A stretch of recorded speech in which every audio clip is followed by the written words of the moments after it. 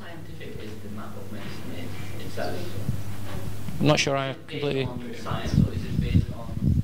It's where there's evidence, so where there is good, nice guidance or signed guidance or clear evidence, then it'll be incorporated in the map. But as someone pointed out previously, some of the time there isn't evidence, and then it's expert opinion based. So if you go and look at the map, under the provenance button, each node, it grades 0, 1, 2, or U and E. E means expert opinion based.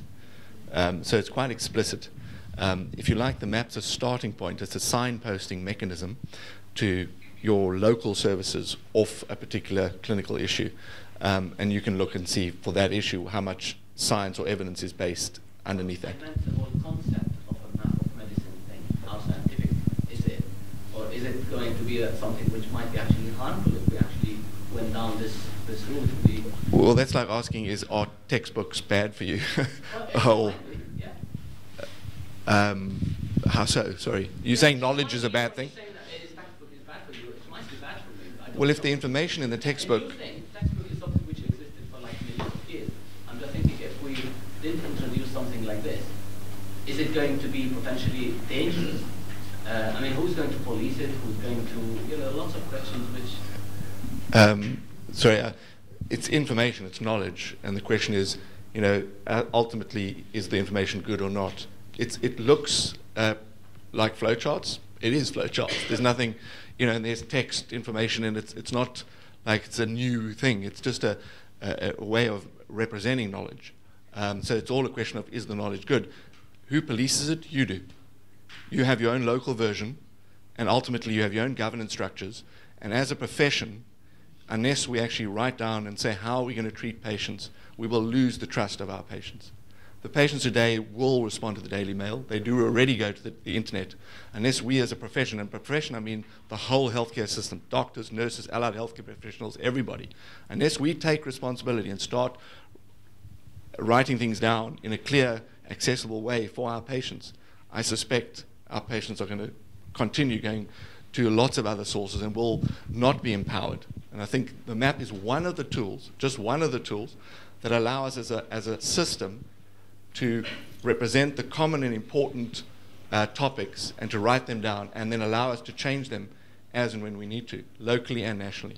Without that, I'd say it's extremely dangerous not to have a map of medicine or something like that. All right, yeah, that's just the evidence grading behind the map. You can see how easy that was. I've just gone live on the Wi-Fi system, and that's how quick it is bringing it up. We have nice guidelines and we have trust guidelines. Why map of medicine? The map method is a way of representing those guidelines in the context of all the other things that generalists need to know about.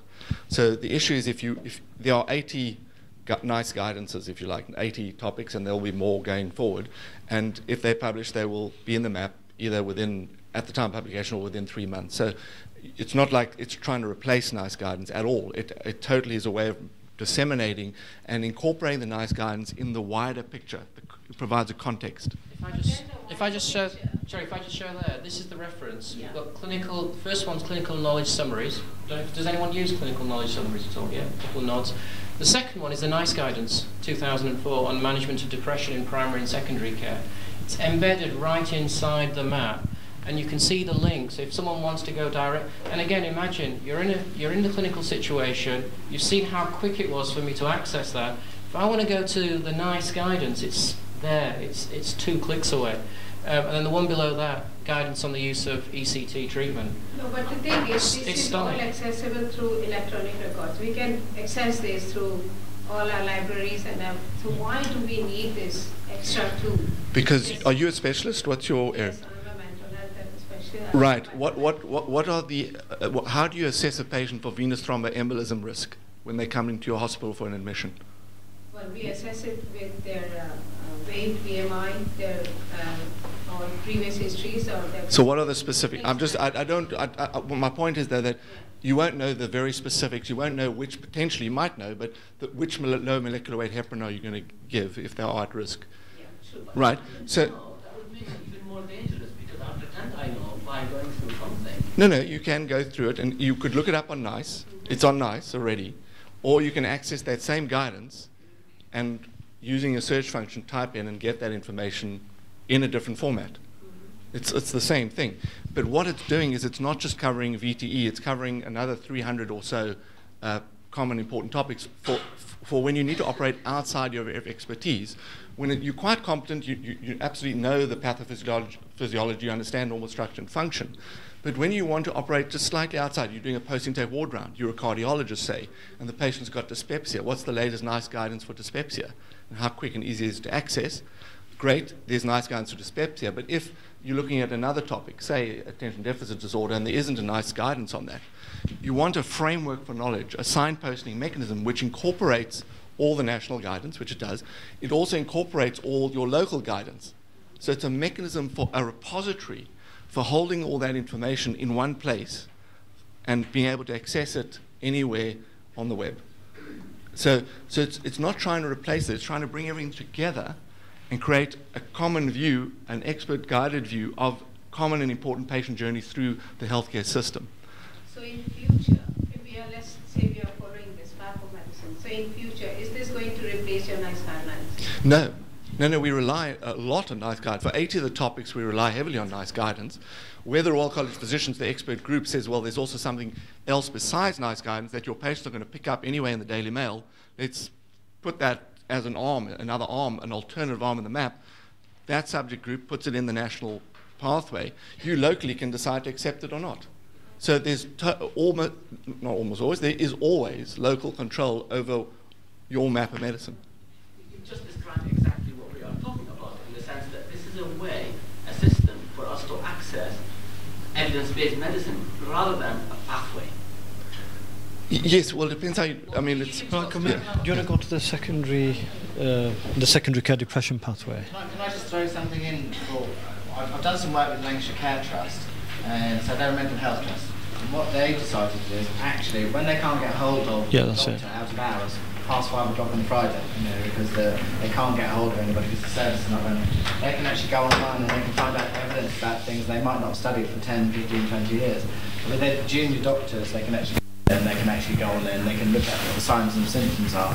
They can actually then take a decision about, do I need to refer them to the acute hospital, or do I actually need to bring somebody out? It's actually a tool that they can use when they're outside of their comfort zone. So it's not something that they're going to rely upon if they're an expert in that field. There are occasions when people will think that because they've seen something they became an expert, and then they will do something which they are not meant to do. But that applies to any information source, NICE or otherwise. It doesn't matter. But, ultimately, the duty of care for the clinician and the patient lies with what I call a sacrosanct relationship. I suppose what is important is how we interlink that system into an audit system, a clinical audit system, and track that variance and the information that comes from those variances to inform the review of your pathway, your map, your flowchart, whatever, and to inform resources and where those resources are directed in the future, such as going towards the commissioning. That's right. That would be a pathway, but that's guidelines. And this as NICE says, guidelines are not the substitute for knowledge and expertise and professional judgment. Correct. So it is an aid, like lots of books.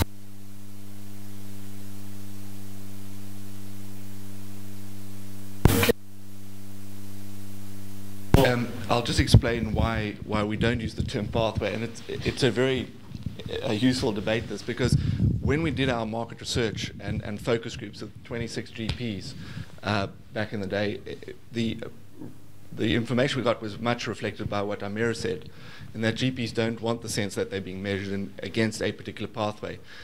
If I had stood up, and I've done this a lot, and presented the map as the pathway and the way to drive the patient down the pathway, there'd be open revolt amongst the clinical community, and you wouldn't get anywhere.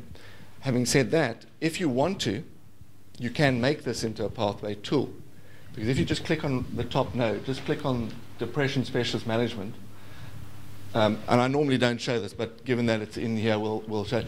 And if you scroll down to the bottom, and you right to the bottom, is there? Okay, the NHS thing is off the bottom, but suffice to say, each node has got a SNOMED CT code, a unique numeric identifier, which is the adopted standard for the NHS and in fact internationally, which allows you to make every single piece of information, every node on the map, machine readable to any modern electronic medical record system and to any audit system. So you can actually implement very easily a system whereby by clicking on the map it can keep a track. In fact, it does for your personal record keep an audit, a track of what you've clicked and looked at. We don't promote that because we'd rather have people say, oh, I can see an opportunity to develop a care pathway tool. If we go out and make this a care pathway tool a priori,